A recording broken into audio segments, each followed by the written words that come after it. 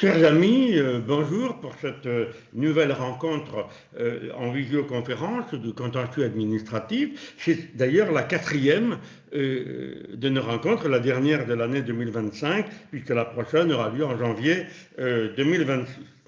Comme je voulais pas indiquer, mais je vous le dis, c'est cette sélection à la fois des arrêts que je vais commenter et des brèves qu'on vous a déjà adressées couvre au total 683 décisions du Conseil d'État, enfin 679 et 4 du tribunal des conflits, rendues entre le 23 juin et le 23 septembre 2025 inclus.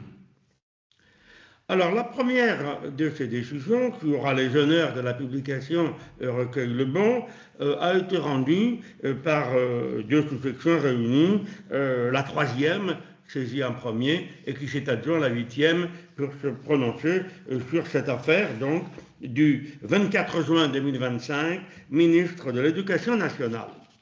Alors, l'affaire n'est pas banale et la solution ne me paraît pas très satisfaisante, comme je vais vous l'indiquer.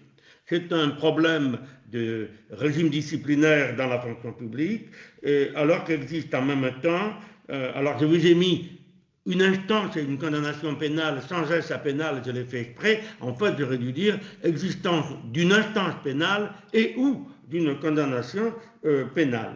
Et depuis la réforme de 2016 qui a réformé, la loi a réformé la procédure disciplinaire dans la fonction publique. Alors, le litige qui a donné lieu à cette décision résulte du comportement fautif d'un fonctionnaire, comme on va le voir, qui revêt la double qualification d'être une faute disciplinaire et d'être une infraction pénale à caractère criminel. Plus précisément, le débat juridique central, même s'il y avait d'autres questions juridiques, était de savoir de quel délai dispose l'autorité hiérarchique pour sanctionner un agent public condamné par une cour d'assises. La question est originale et elle est venue être compliquée par la loi du 20 avril 2016 relative à la déontologie et aux droits et aux obligations des fonctionnaires. Alors, je rappelle d'abord les faits. Un professeur certifié détaché auprès de l'AEFE, l'Agence pour l'enseignement français à l'étranger, a été définitivement condamné par un arrêt de cour d'assises en février 2016, cour d'assises statuant en appel, à une peine de 10 années de réclusion criminelle pour des faits de complicité de violence volontaire avec arme, suivi d'une mutilation ou d'une infirmité permanente sur une personne chargée d'une mission de service public. À la suite d'une procédure disciplinaire, cet agent a été révoqué de la fonction publique par un arrêté ministériel du 23 septembre 2019. Saisi par l'intéressé, le tribunal administratif de Lille, confirmé en cela en appel par la Cour de Douai, a prononcé l'annulation de la décision de révocation de cet agent sur le fondement de l'article L. 532.2 du Code général de la fonction publique, qui est précisément un article issu de la loi précitée du 20 avril 2016. Et voici ce que dit le L. 532.2 du CGFP. Aucune procédure disciplinaire ne peut être engagée au-delà d'un délai de 3 ans à compter du jour où l'administration a eu une connaissance effective de la réalité, de la nature et de l'ampleur des faits passibles de sanctions. Le texte poursuit, en cas de poursuite pénale exercée à l'encontre du fonctionnaire, ce délai est interrompu jusqu'à la décision définitive de classement sans suite, de non-lieu, d'acquittement, de relax ou de condamnation.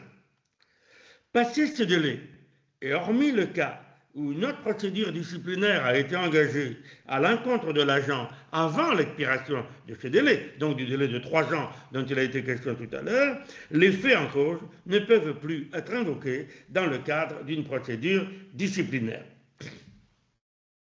Ainsi donc, Pour le dire vite, cette loi de 2016 a établi un délai de prescription en matière de poursuites disciplinaires. C'était la première fois, puisque jusqu'en 2016, il n'y avait jamais de prescription de l'action disciplinaire en droit administratif. Sur pourvoi en cassation du ministre de l'Éducation nationale contre l'arrêt de la Cour de Douai, et pour sortir en réalité d'une situation un peu inextricable provoquée par les textes eux-mêmes, le Conseil d'État se livre à une construction juridique dont le droit et la morale ne sortent pas vraiment grandis. Auparavant, le juge devait résoudre une première question de droit, laquelle, en fait, ne faisait pas difficulté. En effet, la loi nouvelle de 2016 a institué donc un délai de prescription de l'action disciplinaire qui, comme je l'ai dit, n'était jusque-là enfermé dans aucun délai. Mais elle ne comporte, comme cela arrive souvent, cette loi, aucune disposition spécifique relative à son entrée en vigueur. Le Conseil d'État juge donc, en ce cas, d'une part, le nouveau délai de prescription est applicable aux faits antérieurs à la date de son entrée en vigueur, mais d'autre part, ne peut courir, sauf à revêtir un caractère rétroactif et donc inconstitutionnel, qu'à compter de cette même date.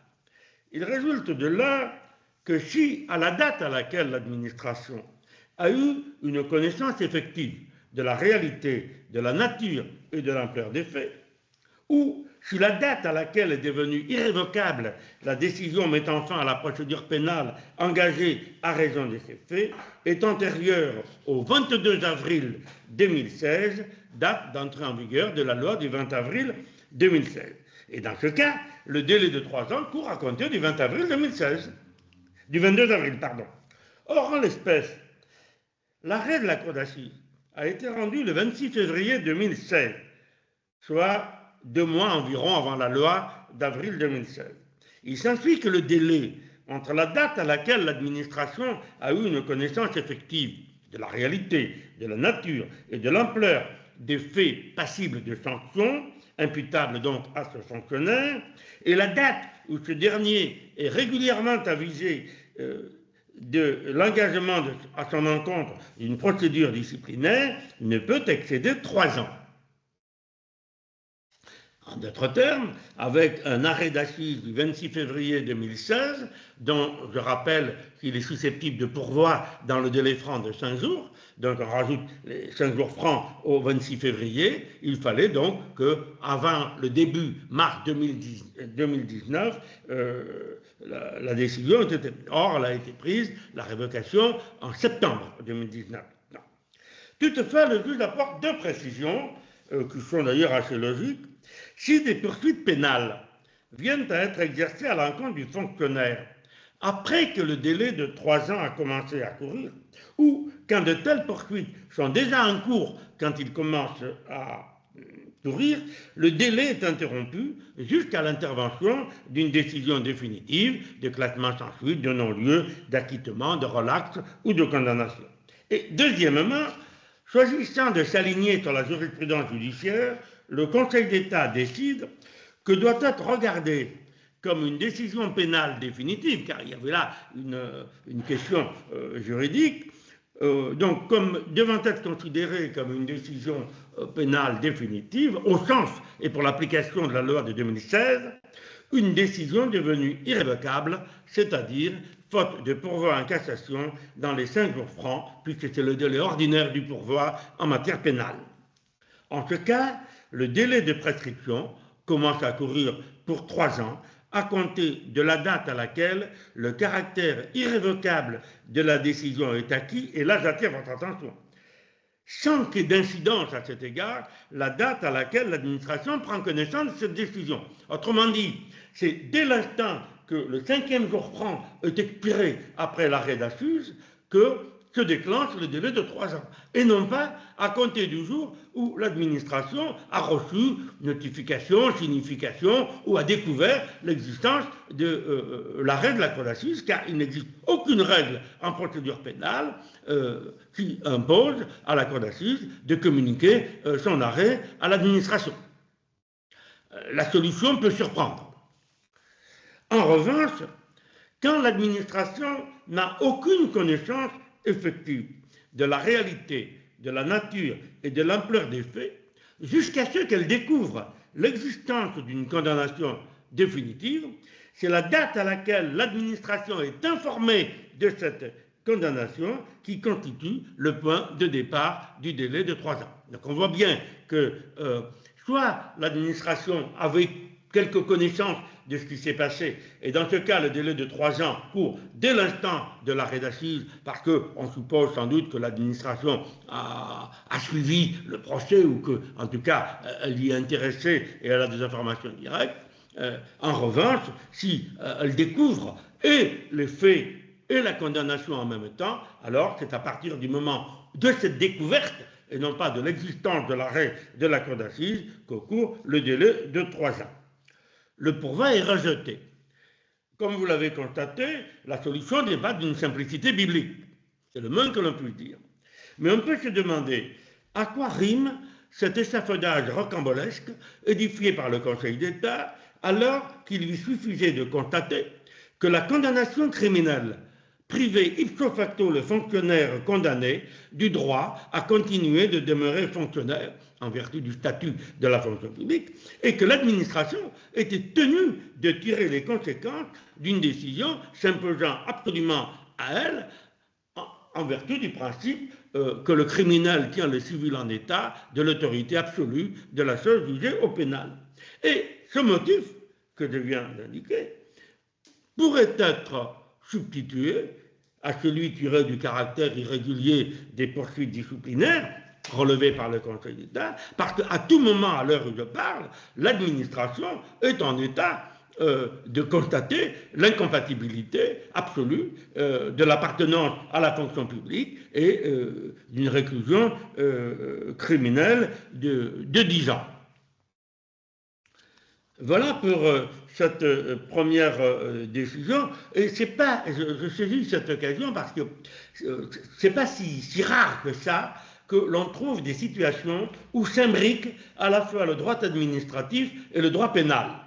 Et du coup, on s'aperçoit que le juge administratif, tout en essayant de coller assez près aux solutions du juge pénal, donc judiciaire, s'en écarte parfois pour des considérations qui n'appartiennent qu'à lui.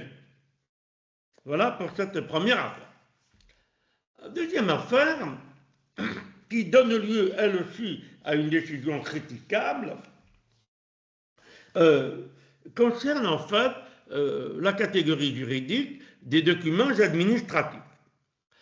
Plus précisément, des documents détenus par une fédération sportive, donc de nature privée. Je rappelle que le droit de tout individu de demander la communication des documents administratifs a soulevé en fait 2 séries de contentieux importants. Premier contentieux que soulève la loi sur la communication des documents administratifs, ce sont les litiges relatifs au refus de communication. Et puis, il y a une deuxième catégorie de litiges très abondants aussi, qui est la question de savoir qu'est-ce qu'un document administratif. C'était précisément cette seconde notion, qu'est-ce qu'un document administratif, qui était en jeu ici. La Fédération française de football a demandé au juge des référés d'enjoindre à la Ligue de football de Nouvelle-Aquitaine, LFNA, de lui communiquer à bref délai et sous astreinte divers documents relatifs à des contrats de travail, des contrats de sous-traitance, des contrats de prestation de services, ainsi que des informations relatives au processus de recrutement de collaborateurs. Toute demande qui manifeste une certaine suspicion de la part de la Fédération française à l'égard de l'une des fédérations membres. Le juge des référés rejette cette requête comme portée devant une juridiction incompétente pour en connaître, parce que, nous dit le juge des référés, les 2 fédérations en question sont des personnes de droit privé, et qu'en outre, la Fédération française de football a cru devoir fonder sa demande de référé sur les dispositions de L521-3, ni L521-1, ni L521-2, mais L521-3, c'est-à-dire le fameux référé qu'on appelle référé expertise ou référé mesure utile. Or, le second alinéa relève le juge des référés de l'article L521-3 est ainsi conçu. Les mesures ainsi sollicitées ne doivent pas être manifestement insusceptibles de se rattacher à un litige relevant de la compétence de la juridiction administrative. Sur pourvoi de la Fédération française de football, le Conseil d'État annule cette ordonnance. D'abord, il juge que si la Fédération française de football est une personne morale de droit privé, elle s'est cependant vue attribuer par la loi, notamment L131.1 et L131.2 du Code des sports, elle s'est vue donc attribuer par la loi un agrément ministériel en vue de participer à l'exécution de diverses missions dont l'ensemble constitue une mission de service public administratif. Faites bien attention, le Conseil d'État a fait évoluer sa jurisprudence, il n'accepte plus de reconnaître que l'agrément ministériel les fait participer à l'exécution d'un service public. Elles sont simplement chargées de missions, et ici d'un service public administratif. Par suite, dit le Conseil d'État, parce que la FFF est chargée d'une mission de service public administratif, elle dispose de prérogatives de puissance publique qui lui sont conférées pour l'attribution de sa mission de service public administratif. Et les décisions qu'elle prend à ce titre sont des décisions administratives. Alors, vous remarquerez que ici, il faut faire très attention, tant la matière du service public est devenue d'une complexité effroyable, puisqu'il ne faut pas confondre mission de service public, service public. Quand le Conseil d'État dit que la Fédération française de football est investie de prérogatives de puissance publique, il ne dit pas que le Code du sport lui accorde des prérogatives. Il dit simplement, parce qu'il lui confie une mission de service public administratif, le fait même d'être investi de cette mission est une prérogative.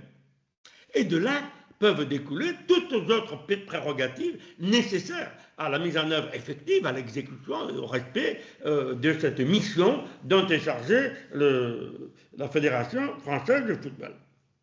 Donc, ces décisions ont un caractère de décisions administratives, les décisions qui s'inscrivent évidemment dans le cadre de la mission. Enfin, nous dit le Conseil d'État, la Fédération française de football, en application d'ailleurs de l'article L131.8 du Code des sports, a délégué une partie de ses attributions à ses organes régionaux, dont la Ligue de football de Nouvelle-Aquitaine, qui est en cause ici, et ces organes régionaux, évidemment, exercent sur délégation de la Fédération, mais aussi sous le contrôle de la Fédération française de football, ses missions de service public. Dès lors, nous dit le Conseil d'État, les demandes de pièces adressées par la Fédération française de football à une de ces fédérations, ici donc celle de Nouvelle-Aquitaine, notamment les pièces qui sont relatives à la gestion et la comptabilité, portent sur des documents administratifs du fait de la mise en œuvre d'une prérogative de puissance publique. De tels documents, conclut le Conseil d'État, sont donc communicables dans les conditions posées par la loi. Et vous avez compris la suite, parce que ces documents sont administratifs, le juge administratif est compétent pour connaître du litige. On remarquera d'ailleurs qu'en l'espèce, le litige est devenu sans objet, puisque pendant le cours de l'instance, la Ligue de football de Nouvelle-Aquitaine a communiqué à la Fédération française de football les pièces réclamées. Ici, on demeure consterné. Dès lors que la Ligue de Nouvelle-Aquitaine avait remis à la FFF les pièces, il n'y avait plus lieu à statuer. Le litige avait perdu son objet. Il appartenait au Conseil d'État de prononcer le non-lieu à statuer. Mais il y a pire, Par 2 fois, le juge administratif s'est engagé sur un terrain impensable. D'abord, le théâtre de Poitiers n'avait pas à exiger que les pièces litigieuses fussent des documents administratifs au sens et pour l'application de la loi sur la communication. Il n'avait pas donc à exiger qu'il fussent des documents administratifs pour apprécier sa compétence matérielle, pour se déclarer compétent matériellement. Il lui suffisait de constater que la Fédération française de football exerce une prérogative de puissance publique dont le contentieux relève évidemment du juge administratif. Mais le Conseil d'État s'est à son tour encore plus fourvoyé que le théâtre de Poitiers, parce qu'il s'est livré à une acrobatie juridique invraisemblable. Selon lui, du seul fait que la production de documents de nature privée soit réclamée par un tel organisme, les rendait communicables car ils sont devenus administratifs. Mais où on a vu jouer une pièce pareille? Le raisonnement d'une faiblesse insigne. Ça vaut un 0 à un élève de 2e année qui écrit ça dans une copie.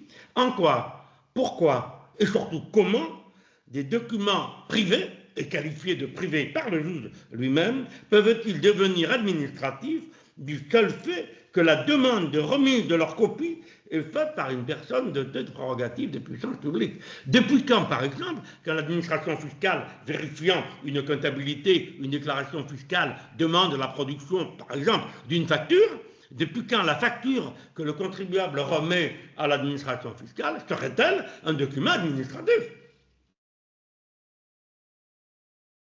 Le détour est d'autant plus regrettable ici qu'il est complètement inutile. Si le juge administratif est bien en effet compétent pour connaître de ce litige, comme le Conseil d'État l'a jugé, c'est tout simplement parce qu'il porte sur la mise en œuvre de prérogatives de puissance publique. Point barre. L'exercice de ces prérogatives suppose nécessairement la communication des pièces parce qu'elle est obligatoire en vertu des prérogatives, pas en vertu de la nature administrative de la pièce demandée par la Fédération française de football. Et d'ailleurs, que se passerait-il si, par exemple, imaginons, l'un des membres de la Fédération d'Aquitaine, de Nouvelle-Aquitaine, s'amusait à dire « Ah mais attendez, la pièce qu'on vous a communiquée est un faux ».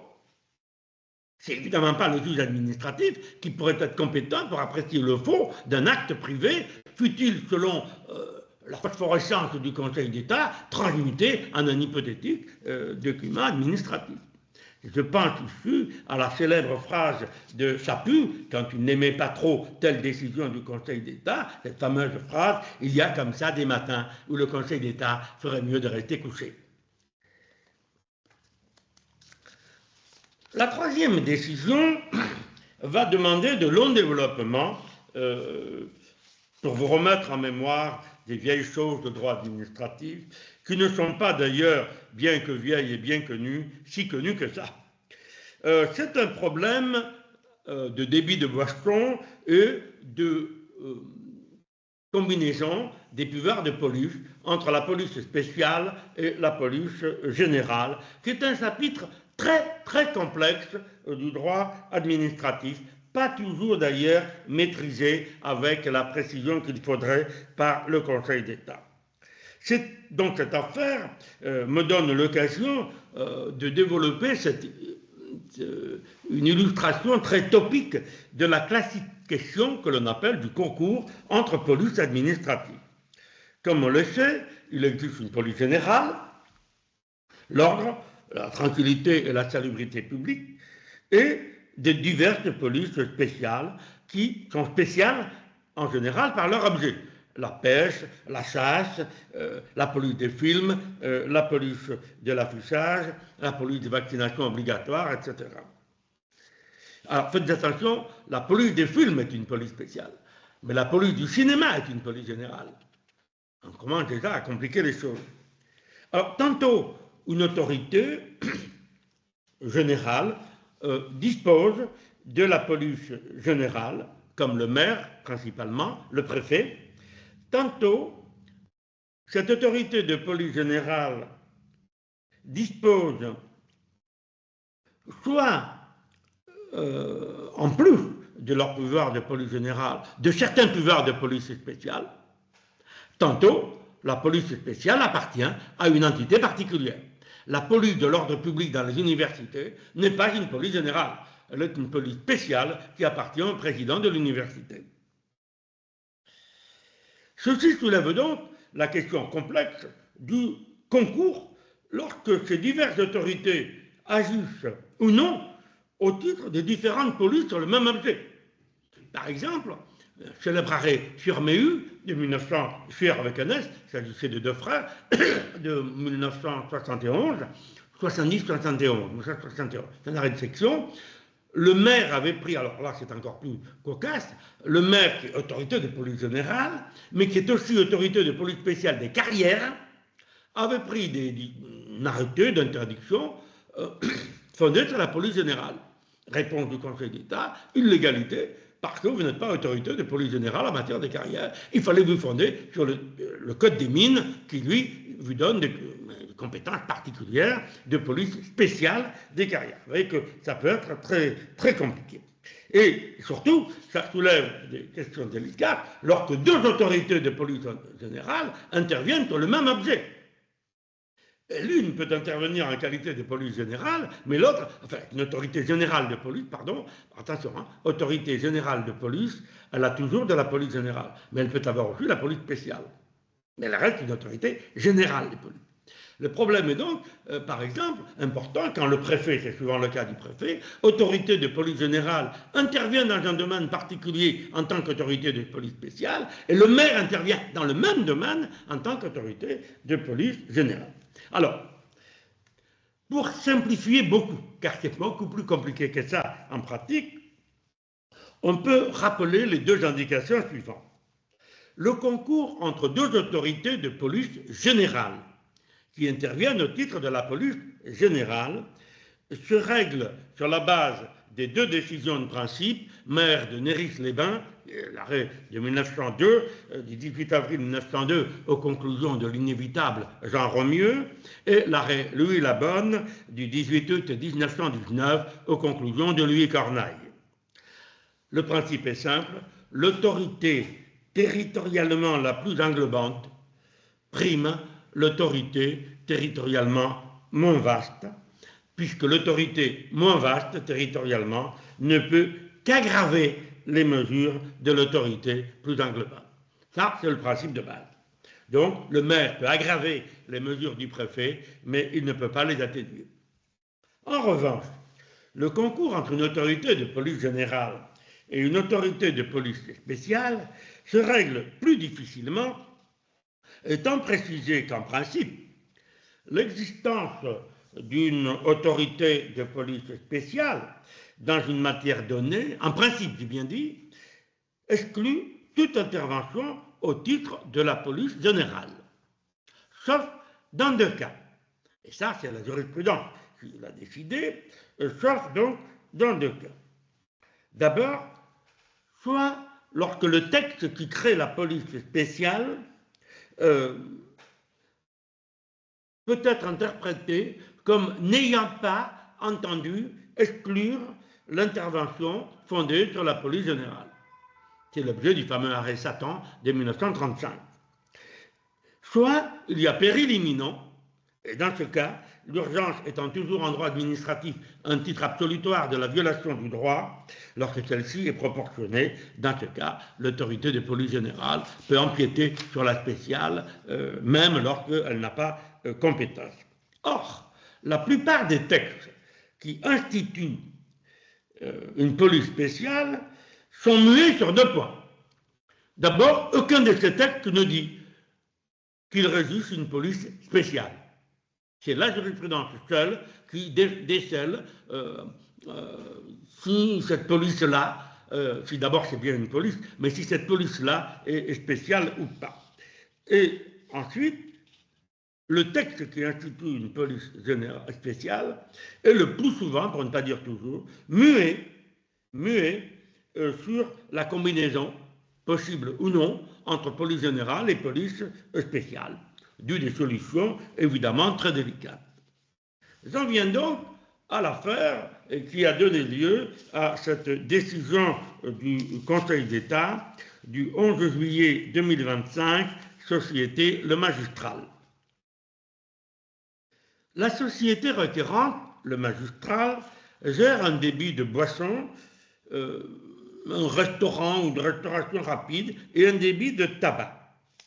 Et elle a demandé au tribunal administratif de Lyon, par deux requêtes distinctes, d'abord l'annulation de l'arrêté par lequel le maire de Villeurbanne, département du Rhône, a ordonné la fermeture pour une durée d'1 mois de cet établissement. Elle demande également au tribunal administratif, en second lieu donc, l'annulation de l'arrêté du préfet du Rhône qui a ordonné la fermeture administrative du dit établissement pour une durée de 2 mois. Le rejet de ces deux recours ayant été confirmé en appel, le Conseil d'État était donc saisi de deux pourvois distincts. Alors, les motifs des arrêtés de fermeture du maire et du préfet sont, pour le maire, sont des nuisances sonores causées par les clients de l'établissement, le stationnement gênant et irrégulier des véhicules du client. Ces deux motifs de l'arrêté municipal se retrouvent dans l'arrêté préfectoral. Mais l'arrêté préfectoral ajoute un troisième élément. Il invoque l'existence de tirs d'armes à feu dans la nuit du 27 août 2020 à 1h12 du matin en direction de 3 personnes aux lourds antécédents judiciaires, ça c'est assez risible, qui stationnaient devant l'établissement. Premier pourvoi donc contre l'arrêté municipal, ou plutôt contre la confirmation par la Cour d'appel de Lyon de la légalité de l'arrêté municipal. Le Conseil d'État va prononcer la cassation de l'arrêt d'appel confirmatif. Il reproche à la Cour d'avoir commis une erreur de droit d'ailleurs qui, selon le Conseil d'État, a consisté à avoir retenu que les troubles de voisinage imputés à la société Le Magistral, en raison de l'exploitation de son débit de boissons et autres, étaient de nature, dit la Cour, à justifier l'adoption par le maire, au titre de ses pouvoirs de police générale, d'une mesure de fermeture temporaire d'une durée d'1 mois, fondée, on l'aura compris, puisqu'il s'agit de tapage nocturne, sur la tranquillité publique et sur l'ordre public. En effet, dit le Conseil d'État, cette mesure était en réalité exactement de la même nature que celle qui pouvait être prononcée par le préfet du Rhône au titre de la police spéciale des débits de boissons, et elle reposait sur des troubles à l'ordre public en lien avec les nuisances sonores, le stationnement irrégulier que j'ai évoqué tout à l'heure. Or, dit le Conseil d'État,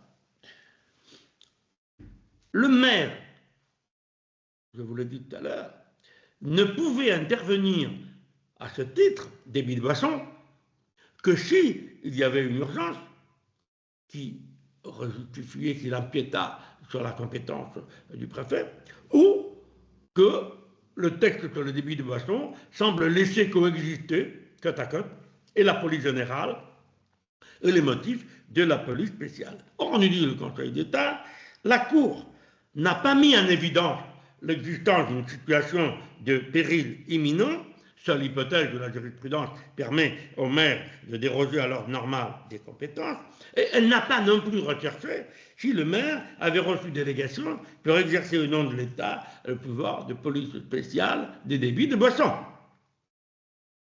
Parce que, selon le Conseil d'État, c'est une police spéciale qui a été exercée, le maire ne l'avait pas, l'arrêté municipal est illégal, et l'arrêt qui dit le contraire est cassé. Sur le second pourvoi, celui qui porte sur l'arrêté préfectoral, par conséquent, le juge annule également l'arrêt d'appel, mais rejette le pourvoi. C'est un peu de l'équilibrisme comme on va le voir.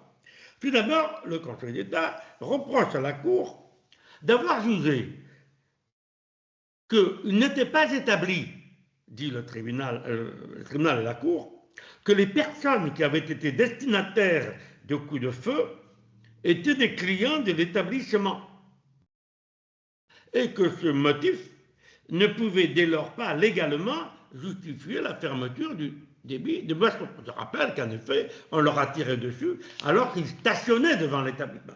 Ils n'étaient pas dedans, ils étaient devant, mais dehors. Donc, dit le Conseil d'État, la Cour n'a pas légalement justifié donc sa solution. Mais en revanche, elle a retenu que le préfet aurait pris la même décision s'il ne s'était fondé que sur l'autre motif, c'est-à-dire le stationnement irrégulier des véhicules et le tapage nocturne. Or, nous dit le Conseil d'État, la Cour a dénaturé les pièces du dossier parce que d'une part, si ça avait été cela, stationnement irrégulier de tapage, c'eût été de la police générale et le préfet était incompétent, au titre de la police générale, et surtout, nous dit le Conseil d'État, dans la motivation de son arrêté, le préfet a bien écrit qu'il ordonnait la fermeture administrative de l'établissement, principalement en raison de la gravité des faits et de leur caractère criminel. Ce n'est donc pas le tapage ou le stationnement irrégulier qui sont en cause, mais bien le tir d'armes à feu, et donc la cassation est en cours. Cependant, réglant l'affaire au fond, le Conseil d'État considère que le préfet du Rhône, ayant relevé que des tirs d'armes à feu avaient eu lieu en direction de 3 personnes aux lourds antécédents judiciaires, c'est-à-dire, je le répète, le Conseil d'État ignore la présomption d'innocence, aux lourds antécédents judiciaires qui stationnaient devant l'établissement, la société requérante n'est pas fondée à soutenir que cette atteinte à l'ordre public n'était pas en relation avec la fréquentation du bar tabac. Alors qu'il ressort des pièces du dossier, et en particulier du rapport de police qui qualifie les faits de tentative de meurtre en bande organisée, que les personnes visées par les tirs étaient des clients réguliers de l'établissement, qu'elles se tenaient devant le bar au moment où le passager d'un puissant scooter a ouvert le feu dans leur direction, tirant une trentaine de munitions de calibre 7,62 et blessant d'ailleurs l'un des membres du groupe. C'est encore heureux qu'en tirant 30 balles, il arrive quand même à atteindre une personne, sinon c'est à désespérer de la compétence du criminel. Et donc, nous dit le Conseil d'État, leur présence à cet endroit ne pouvait avoir d'autre justification que la fréquentation du débit des boissons. Si on y ajoute le trouble à l'ordre public, le stationnement irrégulier avec les inconvénients qu'il présente pour les riverains, eh bien, on a une atteinte à l'ordre public, vous allez me dire police générale, et à l'ordre public, en relation avec les conditions d'exploitation de l'établissement, donc débit de boissons, donc police spéciale, de nature à justifier sa fermeture pour une durée de 2 mois. Si vous aimez les constructions échevelées, là vous êtes vraiment servi par la décision du Conseil d'État. Alors pour info, j'ai relevé depuis une dizaine d'années les nouvelles situations de police spéciale. Le Conseil d'État considère que sont des polices spéciales les communications électroniques, et puis l'arrêt d'Assemblée commune de Saint-Denis de 2011, la dissémination volontaire d'OGM, ordonnée ou autorisée par l'État, une police spéciale, la police du fonctionnement des dispositifs de comptage mis en œuvre par les gestionnaires de réseaux publics d'électricité. Alors là, c'est vraiment le coup fourré, c'est le fameux compteur Linky, qui a fait l'objet d'un grand nombre d'arrêtés de maires interdisant la pose de compteurs Linky, censés présenter beaucoup de défauts et de risques. Et le Conseil d'État, qu'est-ce qu'il a fait? Il a soustrait la matière du compteur d'électricité de la police spéciale, de la police générale, pour la faire entrer dans la police spéciale. La police, parce que là aussi les maires étaient trop offensifs et que le Conseil d'État a voulu leur briser les ailes, la police des dispositifs antiparasitaires qu'on appelle les produits phytopharmaceutiques. C'est une police spéciale. Les installations classées sont une police spéciale. La police de l'eau est devenue une police spéciale, alors qu'elle était générale jusque-là. Voilà pour cette troisième affaire qui, vous le voyez, mène un peu loin, mais qui était très intéressant parce qu'elle permet la revoyure de la distinction police spéciale et police générale, toujours délicate et complexe. Quatrième décision que je voudrais examiner avec vous concerne un revirement de jurisprudence du Conseil d'État en matière de procédure disciplinaire devant les ordres professionnels et spécialement devant l'ordre des médecins. Je rappelle les faits. La Chambre disciplinaire de l'ordre des médecins a infligé à M. B, qui donne le nom donc à cette décision du 16 juillet 2025, ne soyez pas étonnés s'il n'y a pas de décision si peu du mois d'août. Au mois d'août, le Conseil d'État ne statue qu'un référé et il y a guère de jurisprudence digne d'être signalée, commentée, donc décision de référé. Donc, a infligé à M. B, c'est un médecin spécialisé en chirurgie plastique, reconstructrice et esthétique, qui est professeur des universités, praticien hospitalier, la sanction de l'interdiction d'exercer la médecine pendant une durée de 2 mois, d'un mois assorti du sursis, par le motif que ce médecin n'aurait pas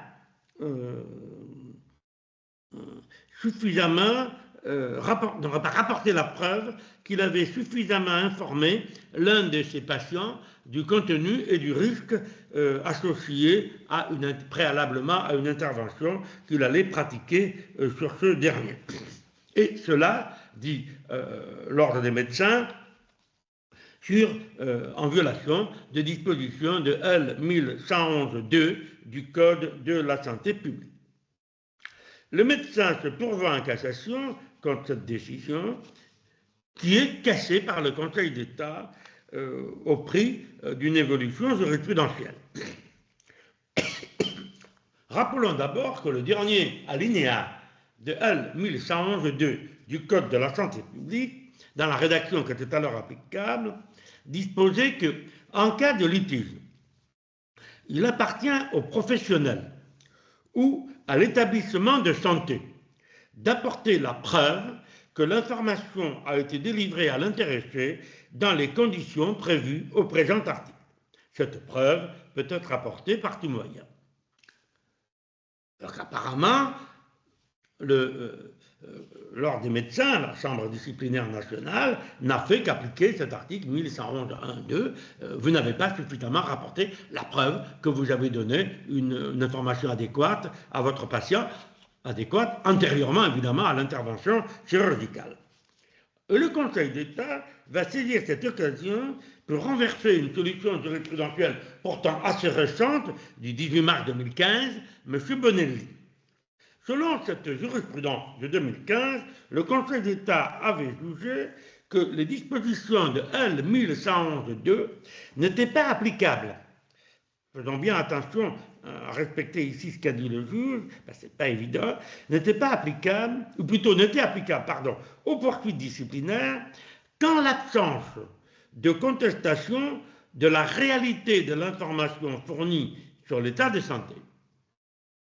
Or, dans un procès où le patient reproche le défaut ou l'insuffisance d'information, la plupart du temps, ce contentieux porte précisément sur cette contestation, que l'information n'était pas suffisante. En subordonnant à l'absence de contestation sur ce point, le Conseil d'État avait rendu un coup d'épée dans l'eau, puisqu'il y a toujours contestation de l'information, de la suffisance ou pas de l'information.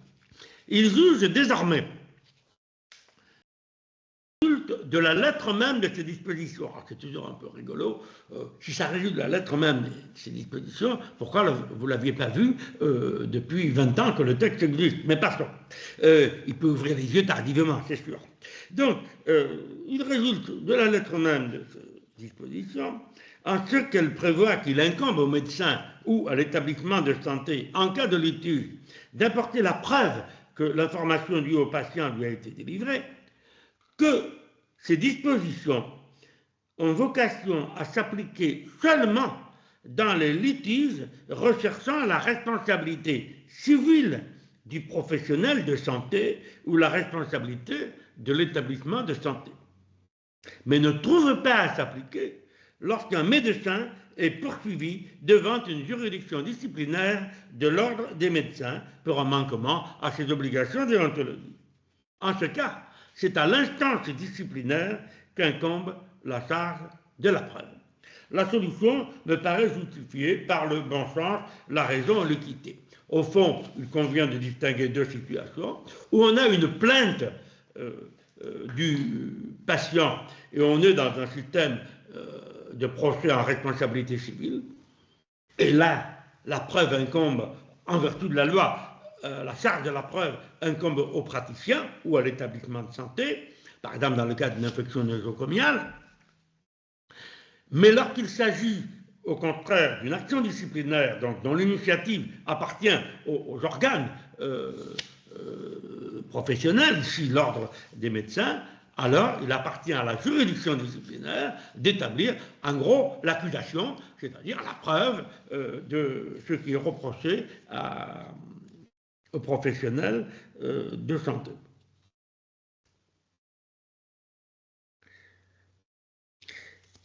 Alors, il me reste maintenant une dernière décision qui va demander elle aussi de long développement, mais qui est très intéressante, comme vous allez le constater.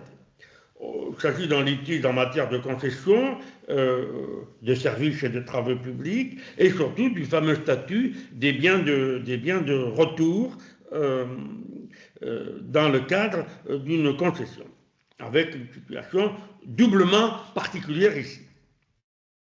La commune de Berck-sur-Mer a cédé en 1997 son ancienne gare routière à la société Groupe Partouche afin que ce bâtiment soit transformé en un casino. La société Jean Metz, Metz comme la ville de Metz, METZ, dont la société Groupe Partouche détenait à l'époque 99% des parts avant d'en devenir quelques années plus tard l'unique actionnaire, la société Jean Metz s'est vue attribuer par la commune de Berck la concession d'exploitation du casino et des services associés au casino. Et cette société a donc conclu avec le groupe Partouche un bail commercial tacitement reconduit, dont les stipulations, c'est très important pour la solution que va retenir le Conseil d'État, dont les stipulations prévoient expressément que l'activité exercée dans l'établissement qui fait l'objet du bail sera une activité d'exploitation d'un casino et des services associés. Donc ce n'est pas un bail pour n'importe quel commerce, pour un commerce très précisément identifié. La concession a été renouvelée au profit de la société Jean Metz par un contrat conclu le 30 septembre 2005. Puis, étant établi pour 20 ans, par un avis d'appel public à la concurrence du 9 décembre 2024, la commune de Berck-sur-Mer a lancé une consultation en vue du renouvellement de cette concession. Cette procédure a été contestée par voie de référé précontractuel, donc L551.1 du CJA, par la société du Grand Casino de Dinan, candidate évincée, bien sûr, de la procédure. Le juge des référés va retenir l'argumentation de la société du Grand Casino de Dinan. Il relève qu'un article, 6.2, peu importe, du règlement de la consultation, imposait au candidat à la concession de disposer à la date de remise des offres, c'est-à-dire dans les 2 mois de la publication de la mise en concurrence, de l'appel, d'un titre de propriété du bâtiment devant abriter l'activité d'exploitation du casino au nom du concessionnaire ou, à défaut, d'un contrat d'occupation conclu avec le tiers propriétaire, ainsi que bien sûr des documents certifiant la conformité du bâtiment à la réglementation applicable aux établissements recevant du public et à l'ensemble des normes de sécurité applicables. Le juge des référés a considéré que qu'en fixant cette condition de propriété au plus tard dans le terme de 2 mois, de propriété ou de contrat d'occupation, l'autorité concédante donc la ville de Berck-sur-Mer, a méconnu le principe d'égalité entre les candidats, car non seulement cette condition était en pratique impossible à satisfaire pour les candidats autres que la société Jean Max, puisqu'elle est titulaire, elle, grâce au bail commercial, elle est titulaire, donc sortant, mais elle est titulaire d'un bail que lui a conféré, je le rappelle, la société Partous, qui dispose de l'intégralité de son capital. Donc elle dispose automatiquement de la jouissance du bâtiment en vertu du bail. Et d'un bail, je rappelle, qui porte sur un bâtiment à vocation de casino, de services associés.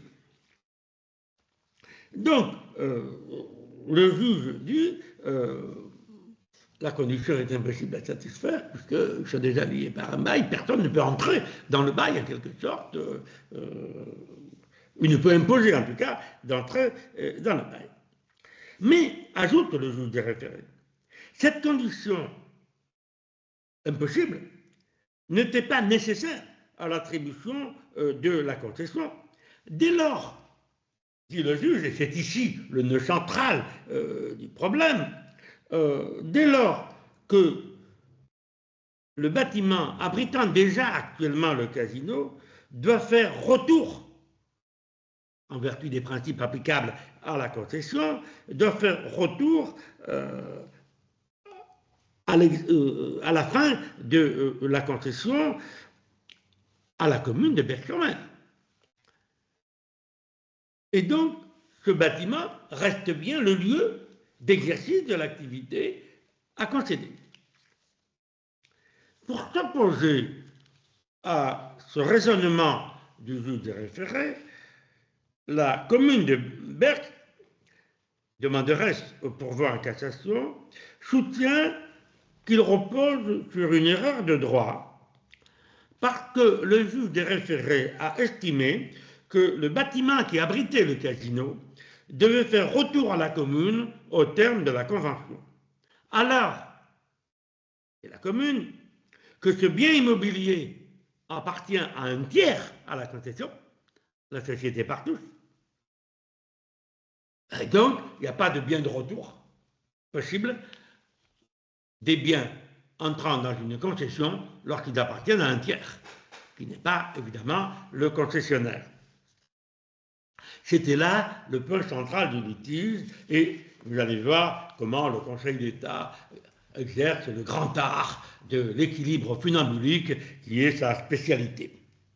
Le Conseil d'État d'abord rappelle la distinction entre les biens de retour et les biens de reprise.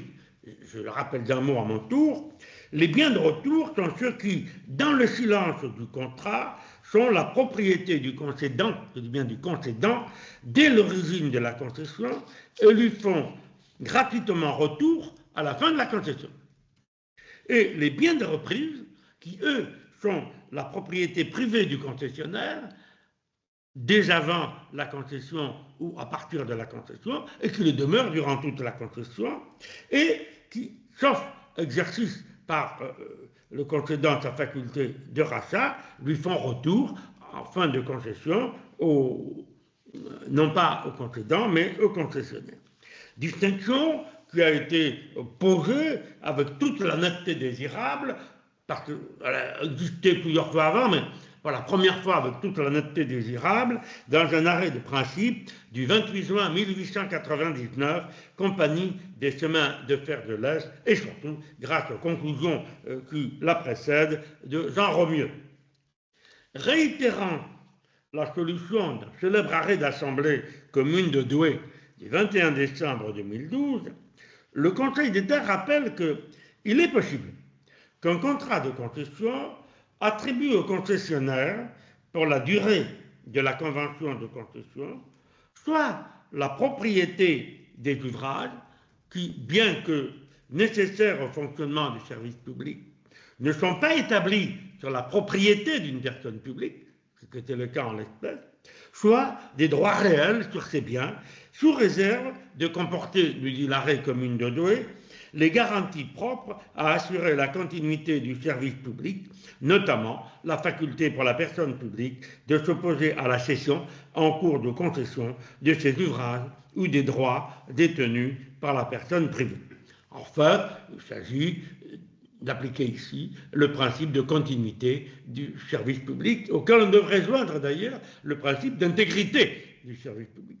C'est-à-dire que il faut à la fois s'assurer que le service va continuer à fonctionner et qu'il va continuer à fonctionner aux conditions qui sont normalement les siennes. Un aspect d'intégrité qu'il ne faut pas oublier. Et par ailleurs, nous dit le Conseil d'État, dans l'arrêt commune de Douai, qu'il rappelle ici, ce contrat ne peut faire obstacle au retour gratuit des biens à la personne publique en fin de concession. Le Conseil d'État ne le dit pas, mais il s'ensuit que la règle qui institue des biens de retour constitue une règle d'ordre public, ce que suggérait déjà la décision de 1899 et surtout les conclusions de Romieux.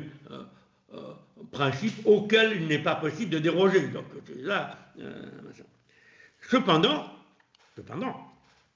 nonobstant le principe du retour gratuit des biens de retour dans le patrimoine de la personne publique, il est loisible, nous dit le Conseil d'État, aux concédants de prévoir dans la convention de concession qu'en fin de contrat, le co-contractant reprendra ceux des biens de retour, je dis bien de retour, qui ne seraient plus nécessaires au fonctionnement du service public.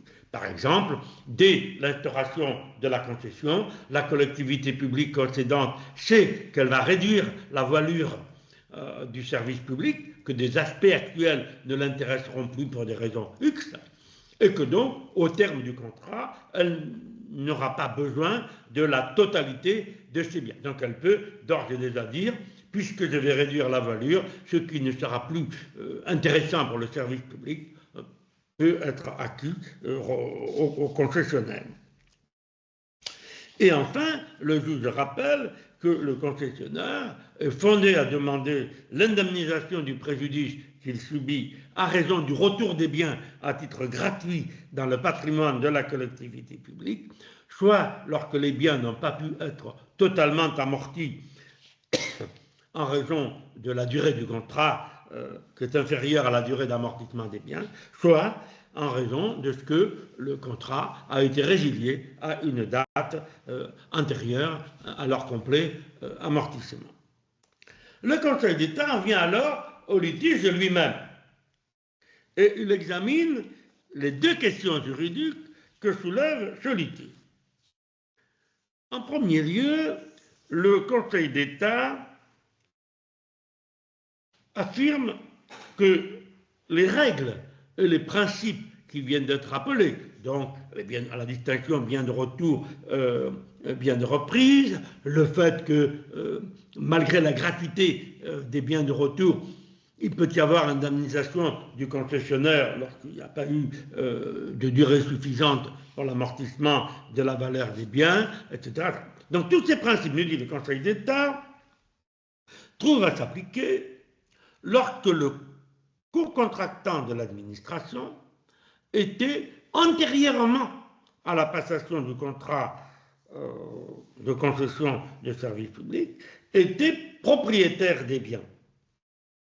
Parce que, en acceptant de conclure la convention, les biens qui sont affectés au fonctionnement du service public et qui sont nécessaires à celui-ci, par le fait même de leur mise à disposition par le concessionnaire, emporte le transfert des biens dans le patrimoine de la personne publique.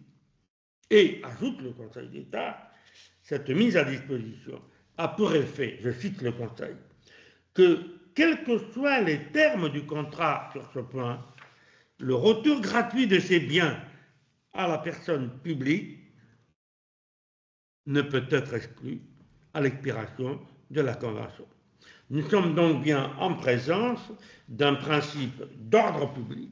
Il n'est pas possible, par une convention, de déroger au principe du retour des biens et du retour gratuit des biens dans le patrimoine, sauf, je l'ai dit, sauf l'exception où la personne publique, c'est dès le départ du contrat de concession qu'au terme de la concession, elle va réduire la voilure et qu'une partie des biens ne lui sera plus nécessaire.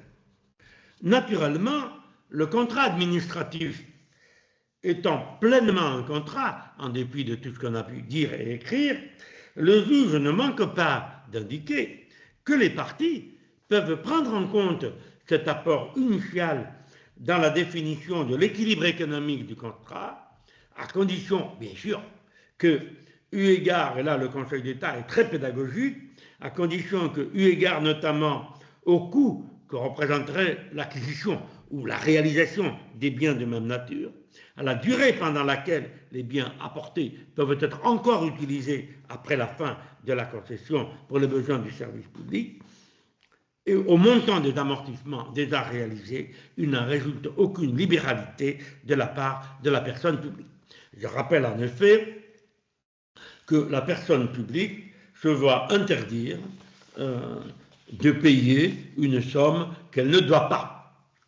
Et donc, elle n'a pas à indemniser un préjudice inexistant, elle doit calculer au plus juste ce qui est dû et ne payer que ce qui est vraiment dû. Voilà pour le premier point, si les biens qu'on va dire de retour appartiennent non pas au concédant mais au concessionnaire avant même le début de la concession. Dans ce cas, ils sont traités comme les biens de retour, comme dans les autres cas, sous les réserves que j'ai indiquées. En second lieu, ici, nous étions dans un cas déjà particulier de propriété appartenant à un concessionnaire et de biens privés, mais encore plus spécifique dans cet espace, où les biens d'origine sont la propriété d'un tiers au contrat de concession. Ici, le Conseil d'État est d'accord sur le principe avec le groupe Partouche.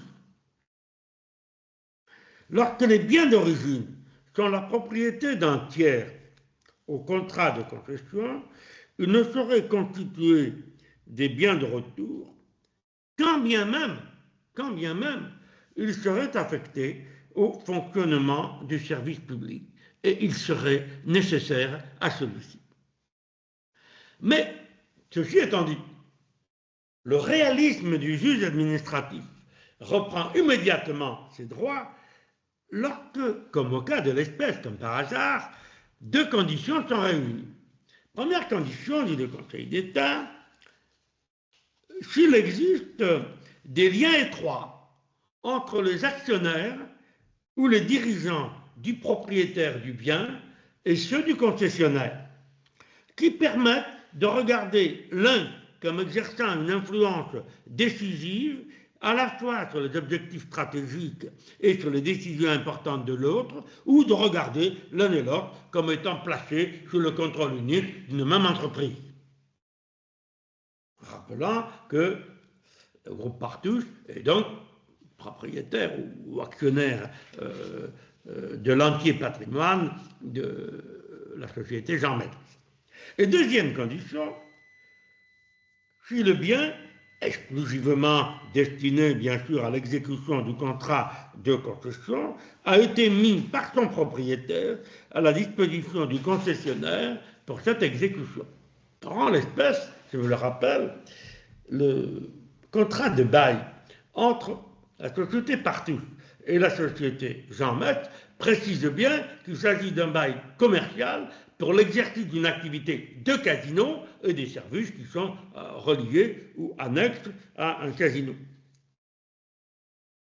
On aura, lorsque sont réunies ces deux conditions, on aura compris que le juge pose en présomption irréfragable que le propriétaire du bien doit être regardé comme ayant consenti à ce que l'affectation du bien au fonctionnement du service public entraîne son transfert définitif dans le patrimoine de la personne publique aux conditions précédemment énoncées. Et appliqué au cas de l'espèce, bien évidemment, ces principes et les règles dégagées par le juge conduisent le Conseil d'État à confirmer la position du juge des référés.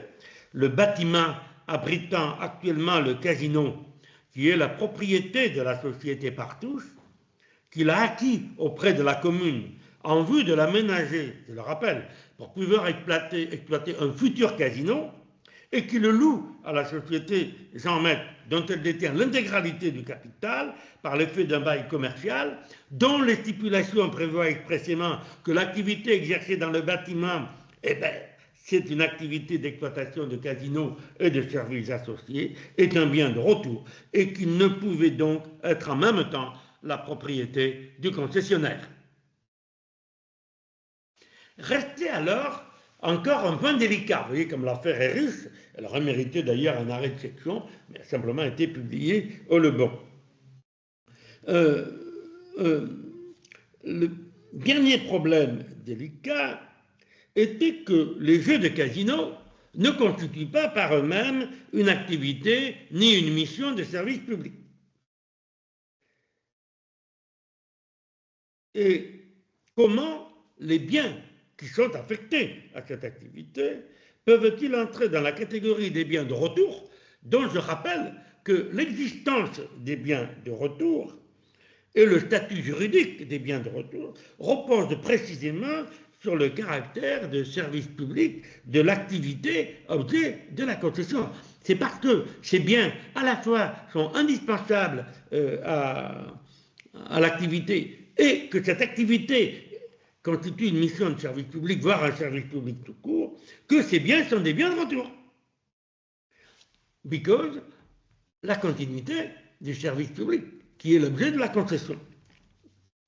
Là encore, réalisme oblige, le Conseil d'État considère que la convention conclue pour l'installation de ces jeux et leur exploitation a pour objet de confier à ce co-contractant l'exécution d'un service public, non pas le service public de jeu des casinos, d'un service public compte tenu des obligations qui sont par ailleurs imposées aux co-contractants quant à notamment la prise en charge du fonctionnement d'infrastructures, de missions d'intérêt général en matière de développement économique, de développement culturel, de développement du rustique et des conditions de sa rémunération qui sont substantiellement assurées par les résultats de l'exploitation. Alors ici, j'insiste sur un point qui est en effet important.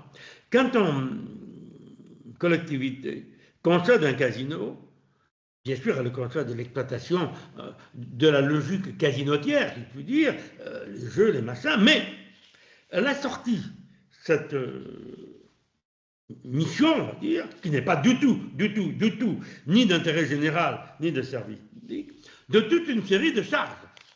D'abord, l'exercice des pouvoirs de police, interdiction de faire entrer des mineurs, interdiction de faire entrer des repris de justice, interdiction de faire entrer des joueurs dont on a repéré qu'ils étaient compulsifs, etc. etc. Bon.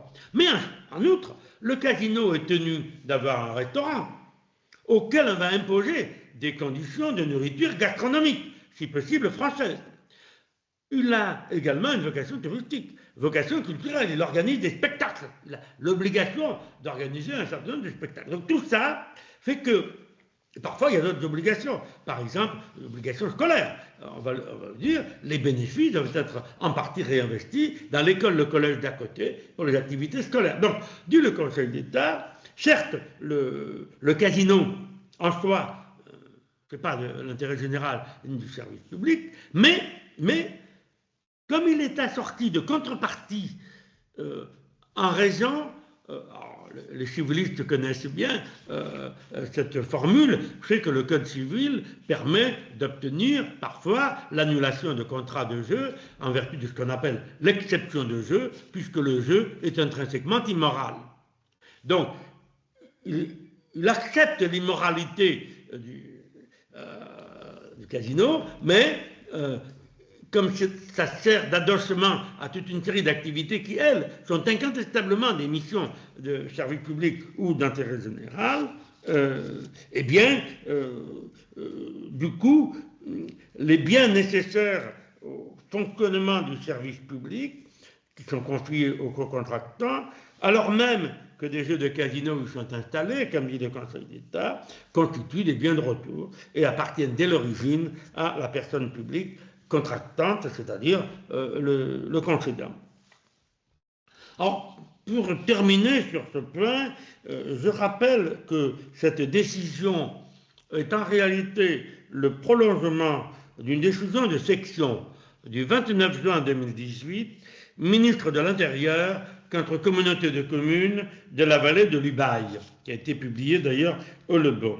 Et que par ailleurs, le Conseil d'État a jugé en 2020, si mes souvenirs sont exacts, a jugé que les murs d'un casino pouvaient entrer dans la catégorie des biens de retour. Société touristique de la Trinité-sur-Mer.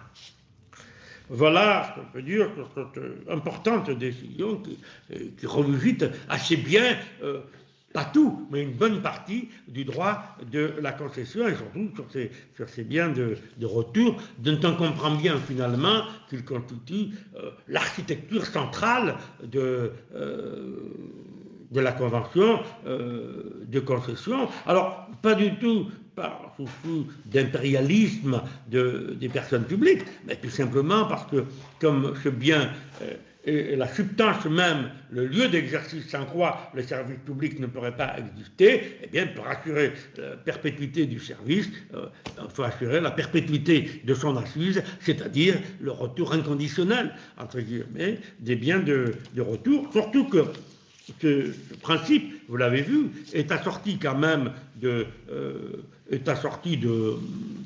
correctifs importants. Je rappelle quand même 3. Il y a le fait que si les conditions de retour font que l'amortissement intégral n'a pas pu avoir lieu, il y aura donc une indemnisation pour compenser l'absence d'amortissement complet des biens. Je rappelle aussi qu'il est possible, à certaines conditions, de laisser aux concessionnaires, provisoirement, pendant la durée de la concession, la propriété des biens qui vont être de retour, alors qu'en théorie, ils sont la propriété dès l'origine du concédant.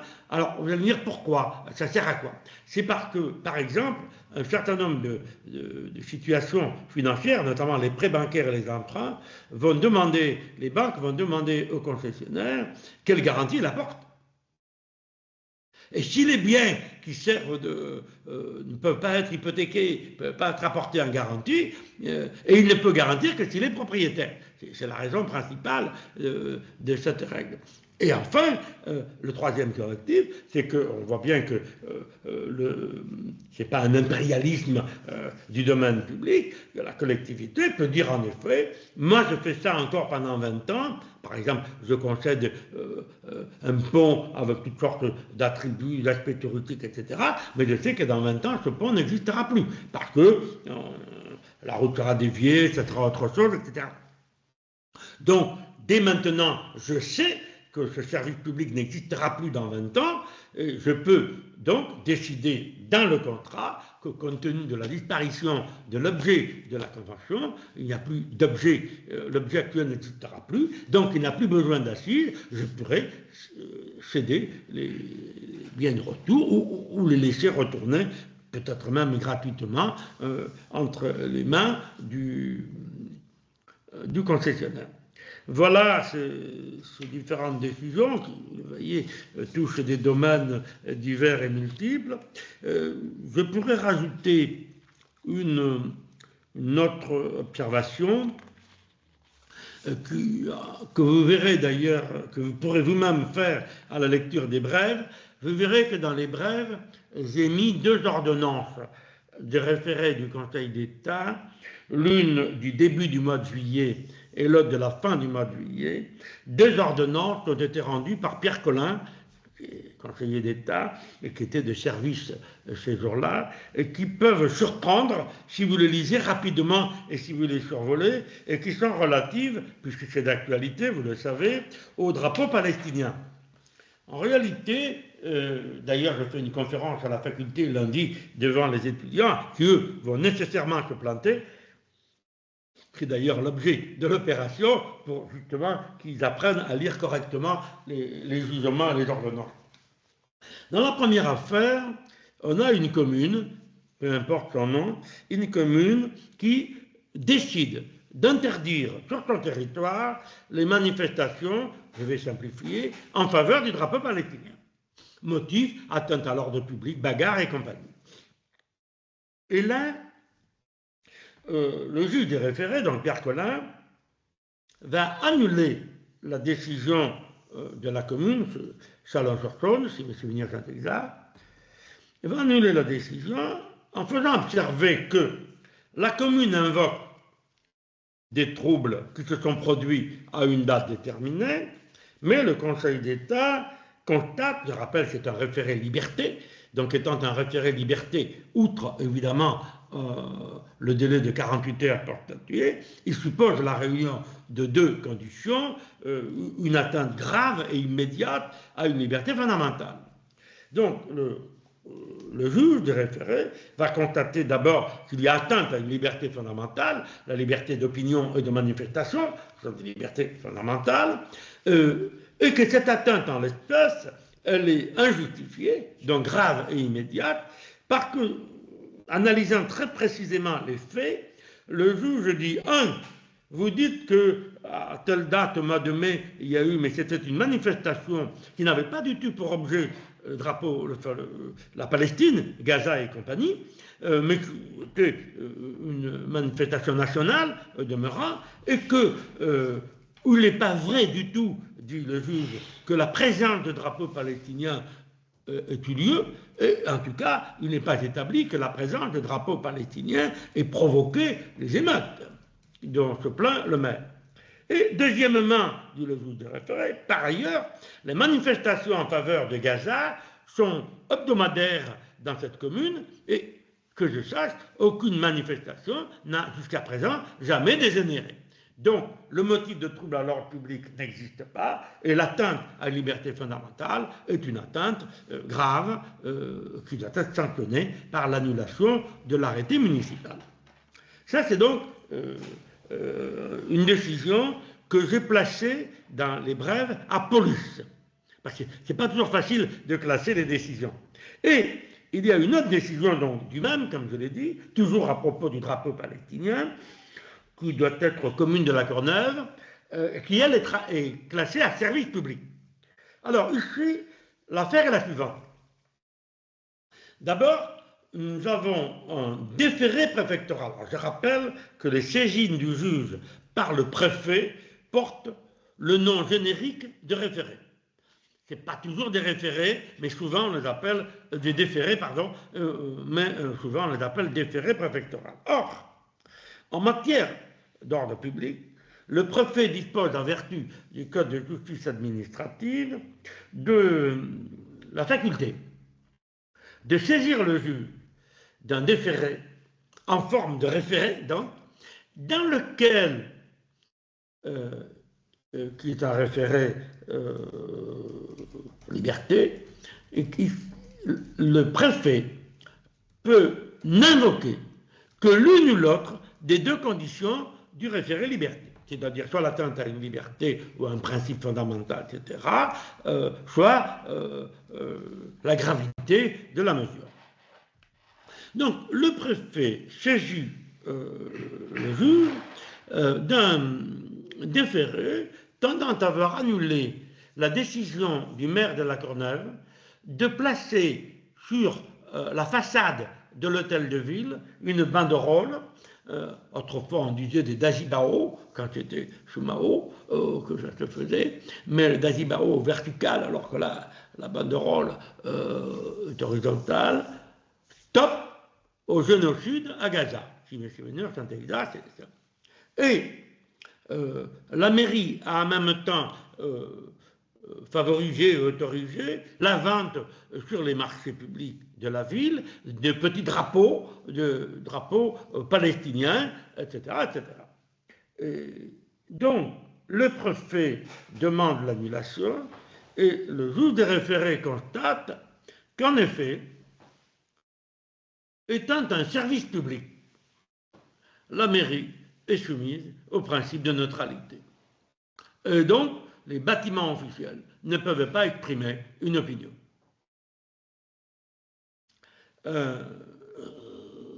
Parce que ça porte atteinte au principe de neutralité du service public, qui empêche la manifestation d'opinions politiques, philosophiques, religieuses, etc.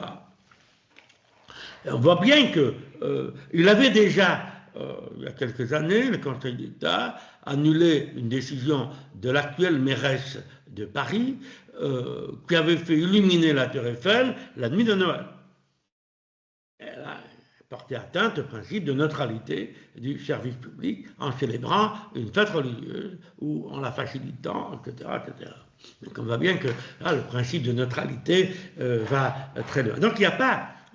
tout ça pour vous dire qu'il n'y a pas contradiction entre les deux ordonnances, puisque l'une dit vous avez porté atteinte à la liberté d'opinion et de manifestation parce que les citoyens ont le droit de manifester leurs opinions, mais les services publics n'ont pas le droit de manifester leur opinion. Voilà, je ne sais pas s'il y a des questions. Je rappelle qu'on vous envoie les brèves à l'avance pour que vous puissiez au moins les parcourir ou regarder les thématiques qui vous intéressent et éventuellement poser des questions sur telle ou telle décision que j'ai mise dans les brèves. Voilà, donc je vois qu'il n'y a pas de questions. Je vous remercie d'avoir suivi cette nouvelle visioconférence et je vous souhaite une bonne fin de journée et même une bonne fin de semaine en attendant de nous revoir en janvier 2026, donc sur une visio qui portera sur 23 septembre, fin décembre, sans doute 2025. Je vous remercie.